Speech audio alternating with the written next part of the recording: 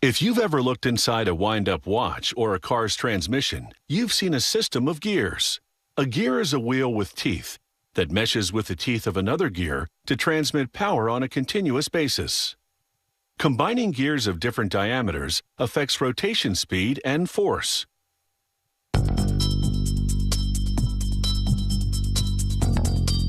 This factory makes gears that go into transmissions for industrial machines. Production begins with a large round bar of high-grade steel, which contains a certain amount of carbon to make it even stronger.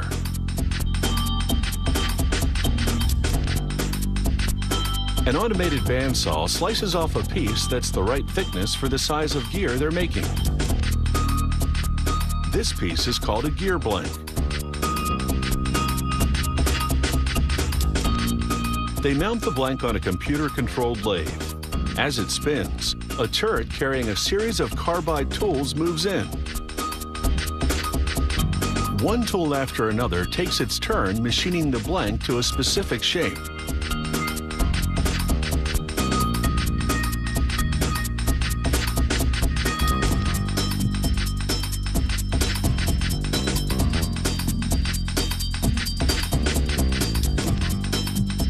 A shower of coolant prevents overheating when the jumbo drill has its turn. It bores a hole right through the middle of the blank. The last tool carves a groove on the front of the blank. This final bit of metal removal lessens the gear's weight. Now the blank goes into a computer-controlled mill. The mill drills holes through which lubrication will flow when the gear is operating. These holes also lighten the gear's weight.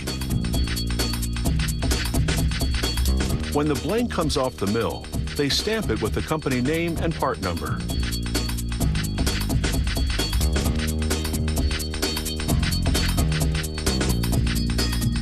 Now for the gear's teeth. A machine called a gear shaper carves out the inner teeth, the ones lining the center hole, with its titanium-coated cutter.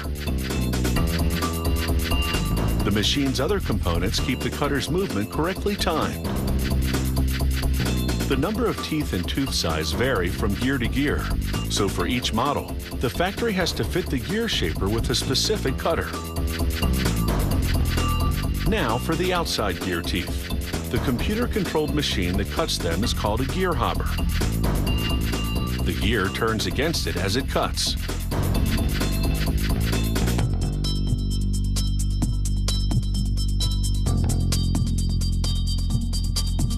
If the hopper would cut the full depth of the teeth in one shot, the cutter would chip.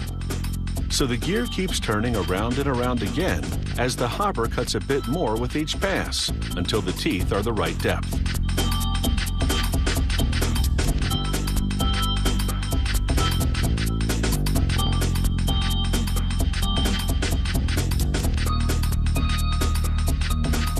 Then the gear undergoes a computerized inspection.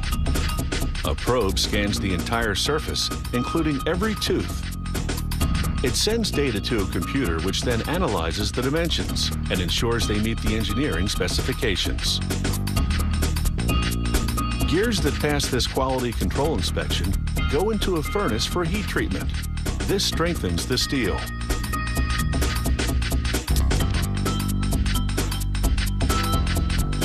When the furnace reaches a certain temperature, they inject carbon inside. The gears absorb it, and the steel strengthens even further. A soaking in oil afterward hardens the metal. Heat treatment, however, distorts steel somewhat, so each gear now goes to a computer-controlled grinder. It restores them to very precise specifications for bearings to fit properly.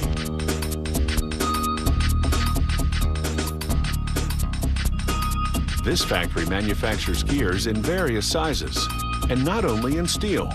It also makes gears in materials such as nylon, aluminum, brass, and stainless steel.